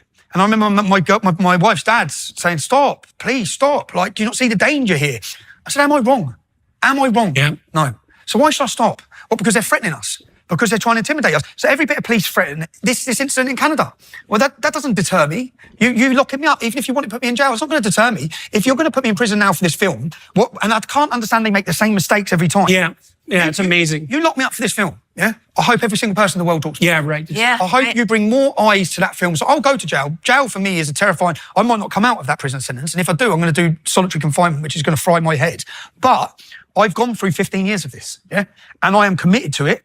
And I think that when I say they have underestimated the human spirit and certainly the British spirit. Yeah. And what you saw, I hope so. What you saw on the 1st of June was the British spirit, and what you're going to see on July 27th is what are we going to see on July 27th? You're going to see the largest gathering of unified British public that they've seen. And when I say unified, they like to separate us and divide us. Yeah. Like my politics and my since starting English Defence League, has always been open to everyone. Okay, I don't care if you come into Great Britain yesterday. You love this country and you want to protect it. Come and join us, yeah. And we saw. So whilst they've tried to label us as racist, extremist, it doesn't work. Their monopoly and their power has gone. And we saw that on June the 1st with the different diverse backgrounds that come up to celebrate British identity, yeah, which is what being British is about. And we're going to celebrate it on July 27th. 2 days later, they believe they're going to lock me up. And the problem they have now, I had a recent court case on 26th of November. You may have seen me arrested in London at the anti-Semitism rally, which the world saw me do nothing wrong. They come and told me I wasn't allowed to report. Now, years ago, like when the media got up and walked out of court, they could do that. Now we have citizen journalists. Thank you, Elon Musk. Thank you, Elon Musk. Because in my court case, in whatever court case now, there will be a row of the most influential citizen journalists who will be live tweeting every single word. So they can't control the narrative anymore. Not in a minute. Not since people have got platforms and voices again. So on July 27th, you're going to see the largest gathering. We have 3 of the largest screens in the UK being put up in Trafalgar Square. We know everyone wants us to fail. We knew that on June the 1st. We didn't fail. It was a total success. July 27th will be a total success. If all I care about, and that's why I said this may be the most important interview I give, is that freedom of press, freedom of speech, freedom of assembly have gone, okay? They're gone. We have a controlled media, totally controlled media. You challenge any narrative. This isn't just open border immigration. You go against transgenderism. You challenge any of them. Yes, I've noticed. They're coming for you. They're coming for you, and they wish to seek and control everything. They wish to... I saw the WEF put out an ad, I don't exactly know when they released it, telling people not to launder their jeans more than once a month, right? Because, it produces too much carbon dioxide. Right, T-shirts too, by the way. Which is everything. You can wash your underwear more regularly, according to the WF. Those bastards will seek to control absolutely everything that people do. And all the jigsaw is fitting together because everything we've spoke about all fits in with this total element of control. They want us, and unfortunately, when I was deplatformed for 5 years off of every single social media, every single social media, I made a documentary called Panorama. Okay, now Panorama are the BBC's most investigative journalist hit piece. When they were doing a documentary on me, I sent a girl undercover into them. And they had no idea, okay? I got them making up sexual allegations against me on covert recording, I got them, so John Sweeney was the head of Panorama, I produced this documentary. Their program about me never come out. I produced this documentary. He was put on gardening leave, When I talk about the controlled media, when I got these covert recordings, he sat someone down and said, say this about Tommy Robinson, and do we have an agreement, And it was one of my ex-employees, but they didn't know we were recording them, So they were telling them what to say. They were scripting the entire program. How many other these programs have been scripted, But they were scripting the entire program. When they come to interview me and I sat down like this, I put a video wall behind me and I said to the Panorama, would you ever tell anyone what to say? No, press play. On the wall behind me, the covert recording of him making agreements on what to say. Sexual allegations. Now, if they would have been successful, my life would have been destroyed. My kids would have had to go to school with their father as a Harvey Weinstein, But I produced this documentary. Within 48 hours of producing that documentary, I was blacklisted off of every social media and I was recharged by the government. This case that's coming up against me now is the government. It's not the police, it's the government, the Attorney General. Now, Facebook and Meta, the entire Meta, made me a figure of hate, which meant if you mention my name, you get deleted. And they were so, because, you see, again, my investigative documentary work is fabulous. It exposes them and they deleted me. And for 5 years, I was disappeared. Until Elon Musk gave me back my voice. Right. In those 5 years. I think I don't know who got back first, you or me. I don't remember. I think I might have got back first. Means I'm somewhat less controversial than you, so congratulations on that. So, Tam, we should wrap up and we will continue. I don't have any questions. You don't have any questions? No, I just want to thank you. I really want to thank you. So maybe let me ask you a question. I mean, I've been following Tommy for quite a while, but you were quite instrumental in arranging this discussion. So why did you do that? Why? A very long time ago, and supporting you as well. Why did I want to do it? Why do you trust him? Why do I trust him? I don't know. I had a pretty disagreeable Irish father, and he was a smart ass, And I trust Donald Trump. I trusted Donald Trump all along too. I don't know. I know when you like disagreeable men. I like men who have values that they'll stand by, and they are brave and say what they mean. I think we need men to stand up, and we need women to figure out their crap because we're causing a lot of trouble. And I'm going to try to help with that. I think we need to remember who we are. Well, so one of the things that maybe we'll close with this. One of the things that I'm very interested in, this is part of the reason why I was interested in you, is because you are a working class leader. And the working class, when angry, can go very, very badly wrong. And so, but the working class anger, when it's justified, is absolutely necessary. Because, one of the things I've thought about you and your guys is that when push comes to shove, you'll stand up. And that's something. Now, the trick is going to be, and also on July 27th, to keep that managed. the Canadian truckers did a very good job of that. Yeah. They kept the spirit of that protest very positive. I don't know how much chance you've had to talk with some of the lead I've met organizers. Tamara Leach. I've been here. I've met them. I've met them. She actually said to say hi to you guys. Yeah. I found her story. I found it. Oh, yeah. I found myself quite lucky that I'm getting to leave Canada after hearing what they've done to her. Oh, yeah. Pastor Arthur. After hearing what they've done to all of them. So we talked a little bit about the necessity of the working class standing up and making their position known, the danger that turns into a vindictive populism and gets taken over by the psychopathic community. This was something I worried about at the end of the trucker convoy. They stopped in time, They stopped before the real predators and parasites showed up to take over. And so they did that brilliantly. It was very well timed, very peaceful, very harmonious. And it ended at the right time. One of the things we're trying to do in the UK and elsewhere is to put together a positive vision for the West, for the future, because the other danger of that populist uprising is that it's all reactionary, to use the left-wing phrase, that it's all pushing back against and angry instead of putting forward a positive vision. And the thing about working class men is they need every man needs a positive vision. And so that's something else we should talk about when we If I could send you, what we've said is we need a cultural movement in the UK. Yeah. We need a cultural movement that celebrates identity and celebrates who we are and brings everyone together for that feature. Right. We've wrote like a 10-point pledge, a pledge that we want the public to take to be part of the movement. Well, let's talk about that. Let's talk, when we talk again, let's talk about that great. pledge, and I can discuss what we're doing with ARC as well. Because that's what we were hoping to launch on the 27th. It was about saying if we change the culture, we change the politics. Okay. Yeah. Let's show them that we control it. Yeah. And you're right about this. Like for years, people have tried to align themselves. And purity comes with time. Our support base now is totally mainstream, totally normal. You'll see the best of British in London. What we have to make sure, people will want us to fail. And who knows what kind of instigators will be there too. But we have enough men now that if people turn up wearing all black, wanting to instigate problems, we'll put them in place ourselves. We don't want the police. We told the police at last demonstration, stay away, okay? Stay away, let us police ourselves, yeah? Because if anyone wants to step out of line, our own people know we'll put them in line. That's the idea, and the idea is to have fun. We've got a church choir band singing. We've got, we're having a celebration. Art is a good idea, to bring art music into it, because that sets a good tone. I've asked Tamara Leach to come and sing as well. Oh yeah, okay. I've asked her to come and sing. Okay. Because that's always insane. July 27th, eh? Yeah, hey, if you can be there.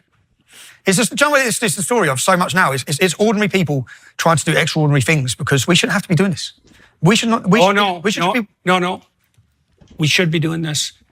Ordinary people aren't as ordinary as they think. Yeah. You're a good example of that. Mm-hmm. You leave that extraordinary stuff to the leaders, you get tyrants. Which is what we've got now. Yeah. Which is what we've got now. Yeah. And essentially this is across the whole of the West. And that's what I said with men. We need to remember who we are as England. Yes, that's right. And if we had pride in who we were, we wouldn't allow any of these abuses to happen. Yeah. None of this would have been allowed to happen, but they've took our pride, they've took our identity. Well, they did take it. I felt something, I'll end this on, I went to the 100-year anniversary of Polish independence, yeah?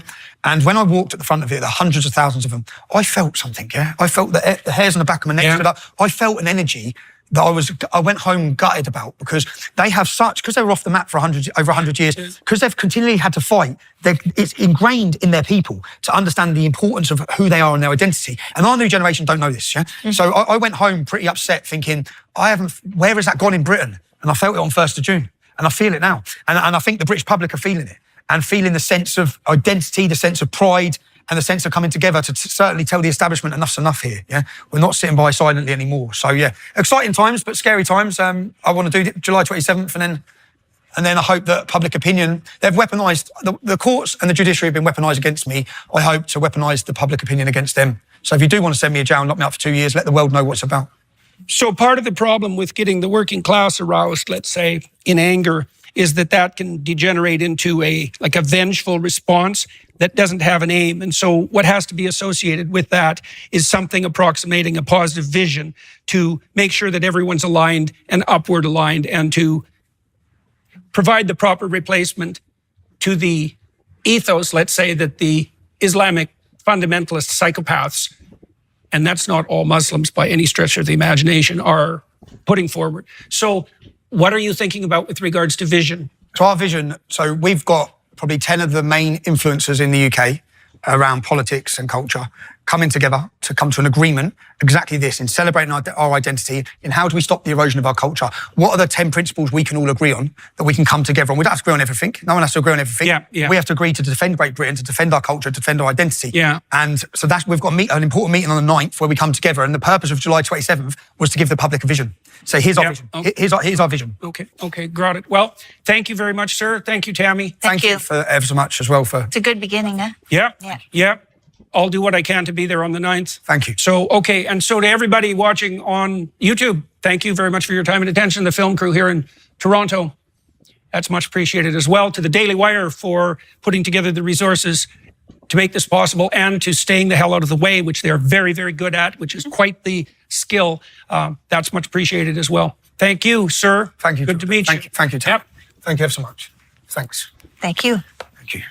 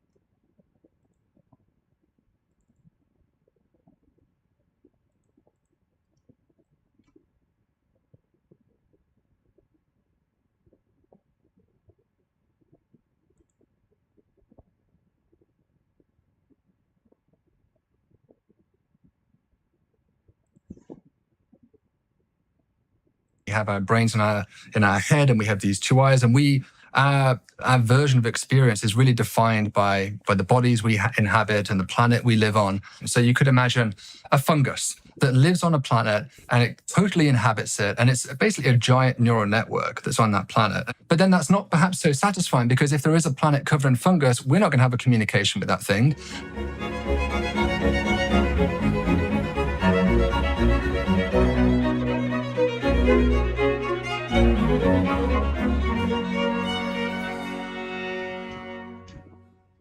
Hello, everybody.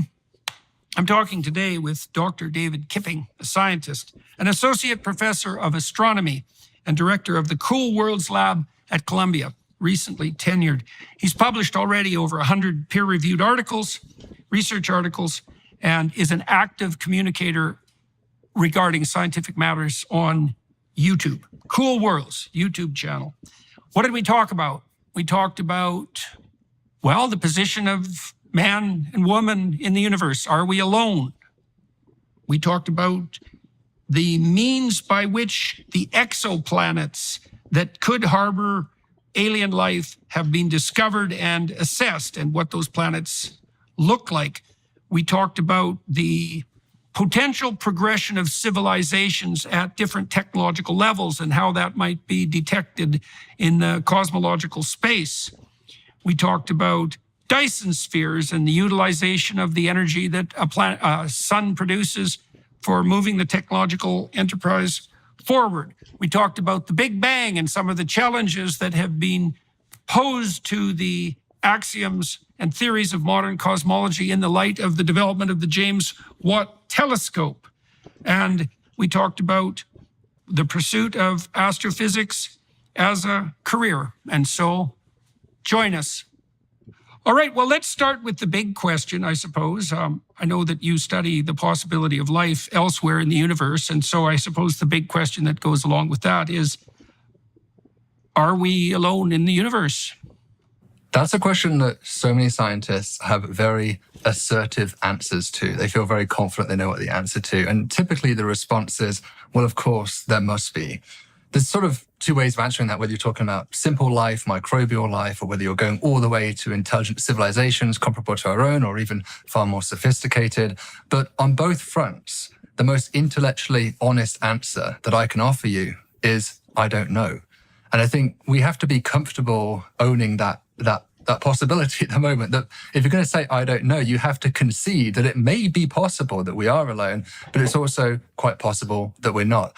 Our job as scientists is not to pre-guess what the answer is, but rather to do the experiment, collect the data, and then to analyze it and determine the most likely outcome. But I do have a lot of trepidation about how overly zealous and confident some of my colleagues are on this topic, because I'm just so aware of the danger of experimenter's bias, which of course in psychology is a very common issue as well with many experiments that have been done, where you think you know what the answer to an experiment is, you can consciously or subconsciously influence the outcome of how you conduct that experiment, how you interpret it. So I just say let's try to be forcibly agnostic. I hope the answer is yes. I hope there's someone out there, but I think it does us a disservice to our objectivity when we say, of course, there must be.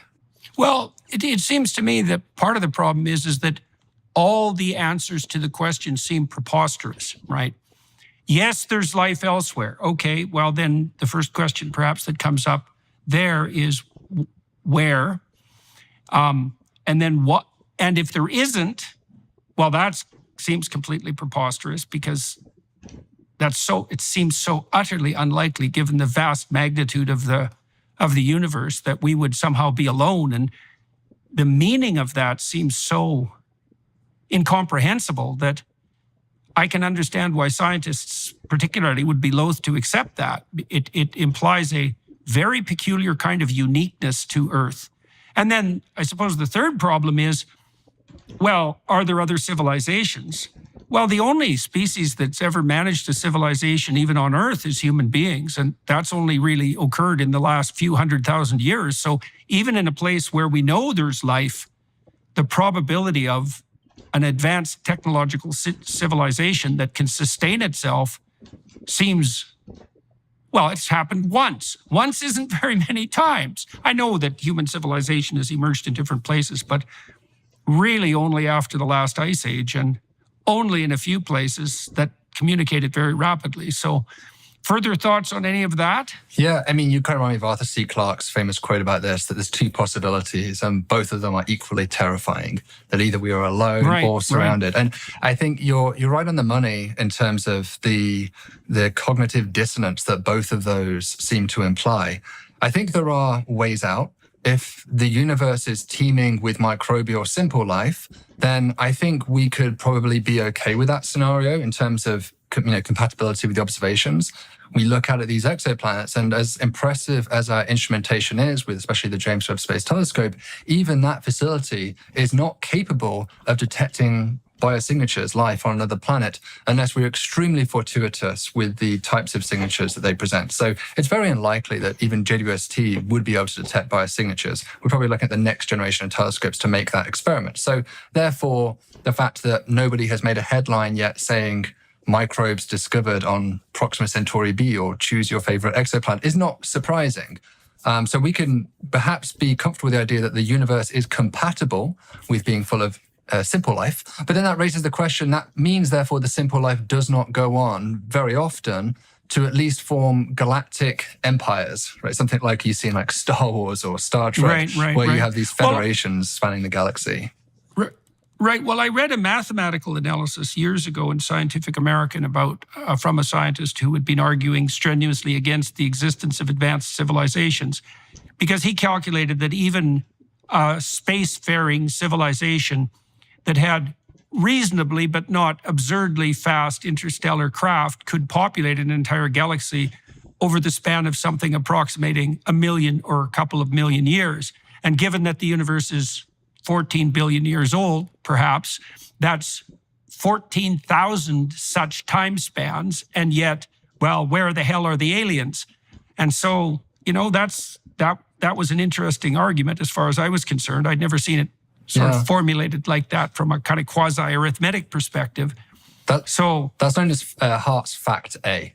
So there's this idea of the Fermi paradox that I'm sure you've heard of. Many of your viewers have probably heard of. This idea of, if everybody's out there, why don't we see them? We should see evidence for them. But kind of the stronger version of Fermi paradox is not so much about radio signals or ships flying through space, but it really is the aspect of colonization, that if there really is a galactic empire that has some will to span themselves across multiple planets, which remember is essentially what we're trying to do. I mean, Elon Musk often talks about this. He says that he feels almost an obligation to try and continue the flame of consciousness, as he describes it. And that's why he wants to go multiplanetary, to go to Mars and to build a colony there. It's perfectly natural that any species that's interested in self-perpetuation would see the obvious benefits of trying to expand to other colonies, to other planets, and eventually even to other stars. Because let's face it, even if you're all in the solar system, it could only take a nearby supernovae or gamma ray burst to completely extinguish all life in this solar system. So there's an obvious need that I think it's hard to argue why, at least at a common rate, you'd expect a survival instinct to encourage civilizations to want to do this. And yet, there is the problem, because as far as we can tell, that has not happened. We do not see stars which have been engineered. We do not see galactic spanning empires or Dyson spheres littering the sky. So it appears, as far as we can tell, that if there are others out there, they're certainly not at a rate where they dominate the galaxy. If they are, they're very rare, and maybe there are one or two, a handful of stars, a sprinkling of stars, if you like, but they certainly don't dominate. And that's perplexing, because you would think a survival instinct would be to go out and get as many as you could. Well, it's also perplexing in that if such civilizations are possible, then, and they've done it at all, then why aren't they everywhere? I mean, is it just the fact that by some strange fluke of time and space that we're either the first ones to even vaguely attempt this, or that it's somehow set up so that this is equally improbable, that no advanced civilization that exists has managed to get to that point. It just doesn't seem that, especially given that we seem in some ways, as you pointed out, to be on the verge of that.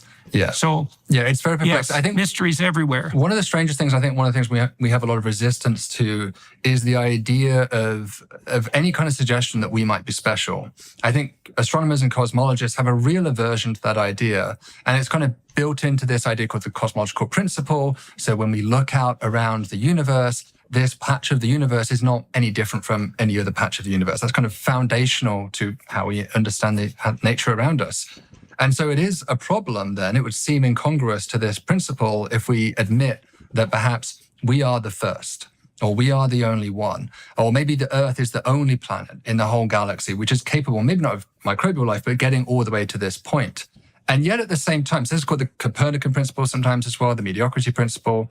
But what flies in the face of that argument, and I hear that argument all the time by many optimists, let's say, for life in the universe, what flies in the face of that is what's known as the weak anthropic principle.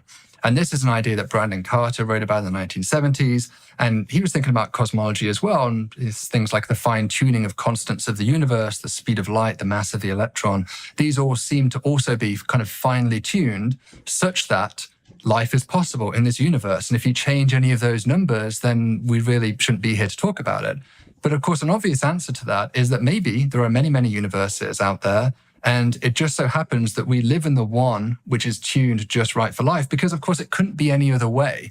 How we can't live elsewhere. So this really comes down to why the planet might be special. A couple of things there. I've never really understood the tuning argument, because it seems to me that if you're a Darwinian, you've already taken care of that problem. It isn't so much that the universe is tuned, it's that we're adapted to the constants that are in place. Now, I suppose you could argue that without those particular constants, our form of life wouldn't be possible. But I don't think that actually shifts the problem with the argument. So, because we have our form of life and we can't conceptualize, or at least not very accurately, what any other form of life what other form life might take. Now, I know that, people have made the case that there's something particularly special about carbon insofar as because of its ability to combine in ways that make very complex molecules probable and even likely. But I still, the fine-tuning argument always seems to me to put the cart before the horse. It's like, well, you adapt to the constants that present themselves. So, of course, it appears in retrospect that everything's been finely tuned.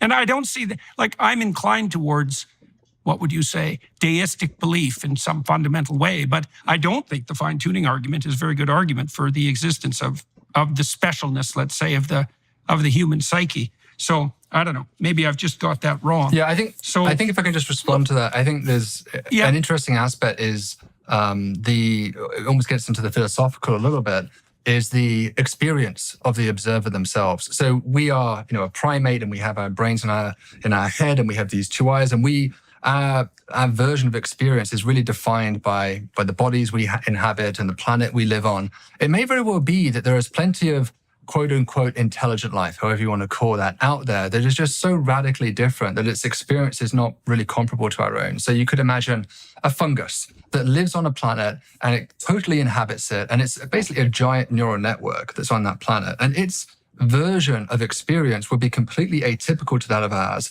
And so when we use this argument of, with the weak anthropic principle, we experience this sort of version of events and thus everything has to be sort of tuned such that that's the case, there may be parallel paths. And so when we talk about this rare earth and we talk about weak anthropic principle, it's really a funnel to this particular type of experience that we enjoy.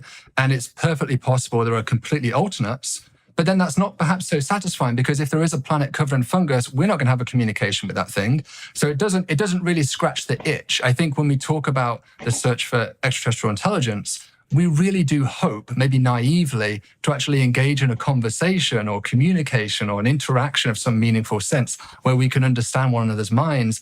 And that, in my opinion, is probably too aspirational. I don't think that's very likely to occur. Well, again, you look at the earthly situation, because you would assume that that's the simplest place to look for first. And we can communicate to some degree with mammals that are psychophysiologically similar to us. I suppose the biggest gap we've managed to bridge might be with octopi, right?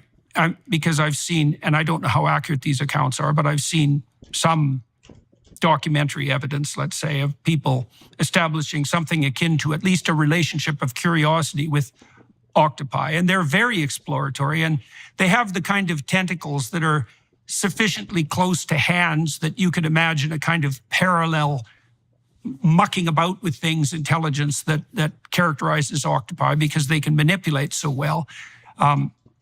But that's about it on Earth, and that includes cetaceans. I mean, we've been trying to communicate with whales and dolphins, porpoises and so forth for 60 years, really, with some degree of intensity, and it isn't obvious that that's gone very far. Whales are sufficiently different from us so that even if we could talk, it's not clear what we would talk about.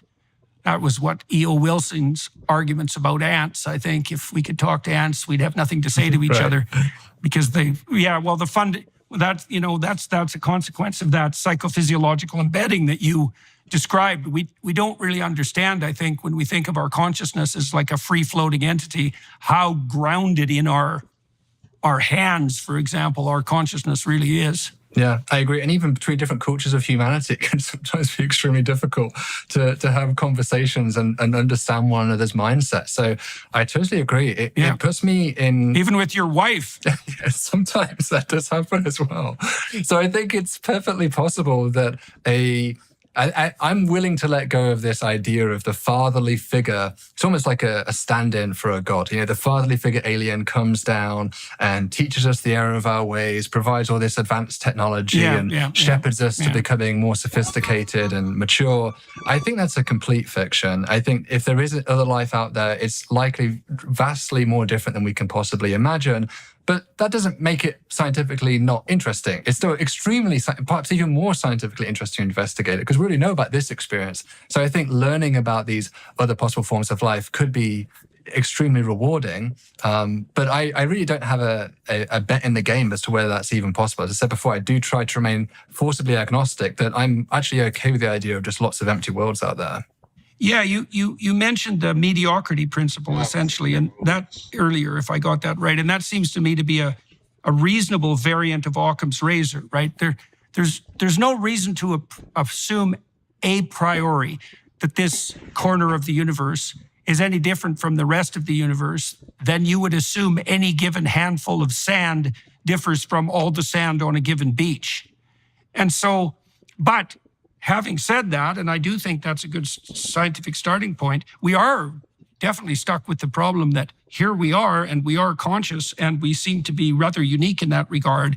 And so that does challenge that assumption of, what did you describe it as? I think it was the assumption of mediocrity. Yeah, or Copernican principle. That scientists start with. Yeah. So I think an obvious counterexample to the mediocrity principle, and I often say this when I teach my students about this idea, is a case where it breaks down is in the solar system, thinking about, say, oxygen atmospheres. So before we had studied any of the planets in the solar system, we would live on a planet with an oxygen atmosphere and say, hey, we must assume that everywhere is typical and we cannot assume we are special. And therefore, oxygen atmospheres must be very, very common on all of the other planets in the solar system. And then lo and behold, not a single moon or planet in the solar system out of, over 100 of those things has an oxygen-rich atmosphere. Now, it's not all liquid water or, plate tectonic. You can go on. There's a list of things. And so it's not maybe surprising that is the case because, of course, we could not live on Pluto if it lacks an oxygen atmosphere. We have to necessarily live on the rare instantiation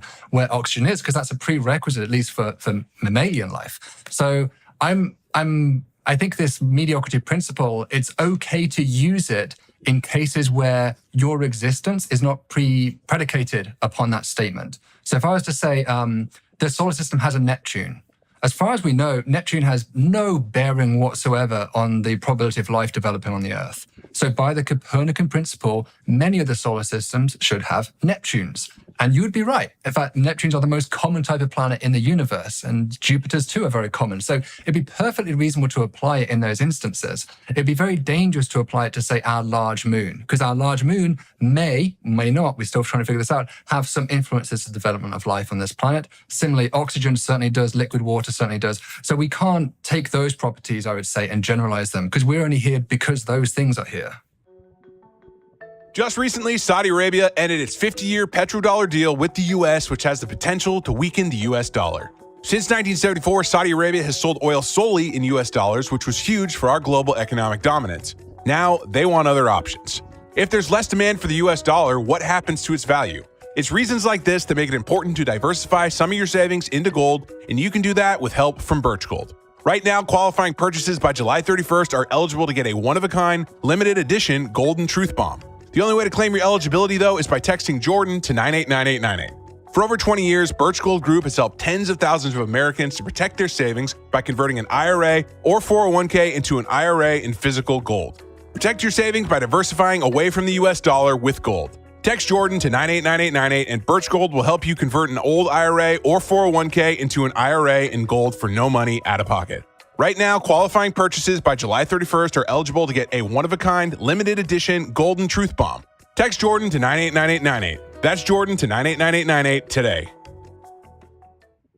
Yeah. So I guess the question there is, how many of the prerequisites for the complex life that has emerged on Earth are the function of features that are just as uncommon in some sense as life? And that is a very interesting exception to that rule of homogeneity, let's say, because it is, even from a statistical, from a very basic statistical perspective, it is odd, given that principle, that the Earth would be the only planet that has oxygen on it. I know that's also a function of life. So that's a very difficult puzzle to work through intellectually, because I can certainly understand why the presumption of homogeneity is a useful presumption. It works in many cases, and why it would not work in the case of Earth is a great mystery. Hey, I've got a question for you that I've always wondered about. I see people looking for life on Mars, analyzing rocks from Mars, for example, or meteorites. And I think this, to me, thinking biologically, this just seems utterly preposterous to me, because I don't think life is the sort of thing, like on a given planet, where it would be somewhere hidden and hard to find. I mean, if you look at Earth, I don't know how far down we've gone into the Earth's core to continue to check for microorganisms, but I read not so long ago that there's more biomass in the Earth's crust than there is on the surface. I mean, life seems to be one of those things that if it's anywhere, it's everywhere. It's everywhere. Yeah. And so, I mean, is the argument that Mars underwent a cataclysm at some point, hypothetically, that was so overwhelming that it destroyed all life, but maybe there's some signs of it sequestered somewhere? Like, what's the rationale for the search? Yeah, I think that's exactly one very plausible scenario. We certainly do know that Mars has undergone significant changes. We see evidence of liquid water once flowing on the surface in the past. There's many geological features that we see that strongly indicate, almost unambiguously, that liquid water must have been there at significant levels. It's just unclear for how long. So it may have been like flash floods that just kind of appeared briefly, or it may have been a sustained body of water. This obviously is not the case any longer, and thus we can surmise from this that something has happened to Mars over time. It's probably lost its magnetic field over time, that has probably decayed, that has led to the sputtering of the atmosphere. It's probably lost its atmosphere over time, has a much thinner atmosphere than it once did. And so I think we can imagine, this is almost like kind of looking ahead to the Earth's future. When we make projections about the biosphere of our own planet, most of those projections actually predict that the biosphere will gradually decline. Actually, probably it's already slowly in decline at this point. The sun is gradually warming up and producing more luminosity. That is putting greater pressure, if you like, on the Earth's biosphere until we hit this point where it becomes harder and harder for life to keep up with the amount of insolation we're receiving. And so most of these predictions predict that after about 1 billion years into the future, Earth's biosphere will essentially collapse, and the only things left will be living in extreme conditions, such as very cold caves that have been protected from that intense scorching heat. You might have some subterranean life, as you allude to, deep in the mantle or deep in the crust. And so we can imagine pockets of life surviving that are the relics of a once rich biosphere. I mean, that's possible. It still raises the problem why we don't see fossils. I mean, we don't see any evidence of fossils on the surface. So whatever was on Mars, if you are an optimist that it had life, it certainly was nothing like the kind of extent that we had here on the Earth. And having said that, it is another possibility is that life could transfer between them. So it's also, this is the idea of panspermia. Perhaps there is life on the Earth which is being knocked off on asteroids. It's clinging on, maybe a tardigrade is like clinging on to a little asteroid or something, and it can actually survive the vacuum of space, these things. We don't know if it could survive an impact. Like mushroom spores. Right, yeah. So they could just propagate across the solar system. Mars would be one of the places that, it's surely the most hospitable place after the Earth. And so you would imagine if anywhere is going to be a place where extremophiles, which are highly adapted for extreme conditions here on the Earth, they might have a chance of surviving in some of the remnant pockets of habitability left on Mars at this point. Right. Okay. So that's the rationale. So now, have you also been interested in the issue of, this is a strange kind of science fiction-like issue. I've seen descriptions in the pop scientific culture online, I suppose, of the notion of different civilizational types. So is that a notion that you've toyed with to any degree? Yeah, this is probably the Kardashev scaling you're thinking of. So this was Nikolai Kardashev was a Russian Soviet Union physicist, I think in the 60s or 70s, and he wanted to try and come up with a way of classifying different potential civilizations out there.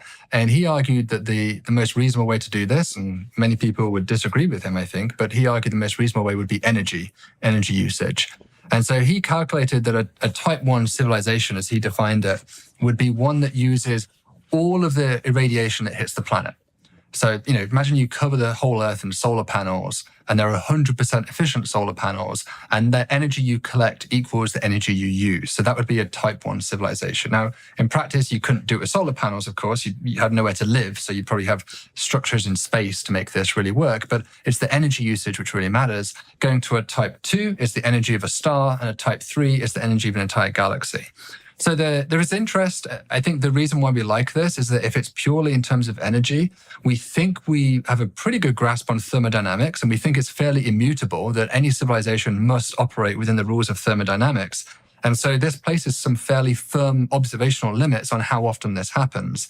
If there really were civilizations out there that were harvesting all the energy from their star, using it for work, so imagine like your laptop running, it produces still waste heat. And if you actually collected all the waste heat that it radiates, it would be equal to the amount of power that goes in. It has to be an energy balance, conservation of energy, one of the laws of thermodynamics. So we can look at these across the sky and see if there are stars which are essentially invisible in visible light, because all that radiation is being absorbed, but radiating in the kind of waste heat band passes, which would be like infrared heat signatures. And we've been looking for those. Actually, a few weeks ago, there was a couple of 7 candidates that were announced by a group. They were scanning the sky, looking for objects which had these anomalous infrared excesses. They're very interesting. However, another group soon after showed that 3 of these 7 candidates happened to co-align with known radio sources, which they surmised were most likely background galaxies or things very far away that were covered in dust. We know that galaxies do often get covered in dust, and that can produce a similar type of signature to that which they see. And so they argued that 3 of the 7 are definitely false positives. And in fact, when you run the numbers, it's perfectly possible the other